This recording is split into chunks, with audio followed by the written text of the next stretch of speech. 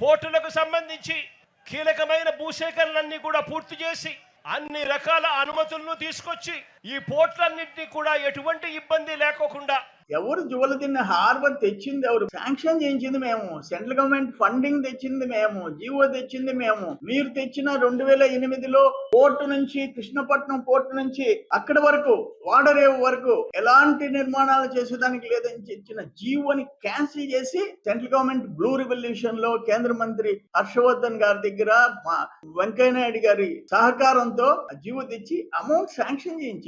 288 కోట్లు.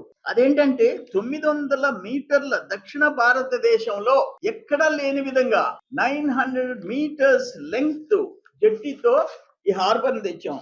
900 మీటర్లు. ఇది 2009-8లో ఇచ్చిన జీవోని చంద్రబాబు నాయుడు గారు క్యాన్సిల్ రద్దు చేయబట్టి ఇంత దారుణం. అంటే ఇది ministry of fisheries, animal husbandry and dairy GO, government of India blue revolution 69 కోట్ల 114 లక్షలు. Ministry of shipping, government of India Sagarmala programme 69 కోట్ల 14 లక్షలు. Government of Andhra Pradesh state plan 150 కోట్లు. మొత్తం 288 కోట్ల 80 లక్షలు. Major components of the project jetty 909 మీటర్లు, బ్రేక్ వాటర్స్ 1455 మీటర్లు, డ్రెడ్జింగ్ అండ్ రిక్లమేషన్ వర్క్స్. ఇవన్నీ మీరు తెచ్చారా?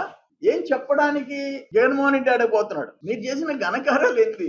రామాయపట్నం పోర్ట్ వచ్చిందంటే, జువలదిన్న హార్బర్ వచ్చిందంటే బికాస్ 2008-2009లో రాజశేఖర రెడ్డిని అడ్డం పెట్టుకుని అడ్డంగా జీవోలు, జగన్మోహన్ రెడ్డి తెప్పించిన జీవోలు రద్దు చేయబట్టి మీరు మాట్లాడుతున్నారు. ఏం చేశారో చెప్పండి మీరు. అయ్యా జగన్మోహన్ రెడ్డి, వాస్తవాలు మాట్లాడేది ఒక ముఖ్యమంత్రిగా పనిచేసావు. నోటికి ఏది వస్తే అది మాట్లాడేది కాదు.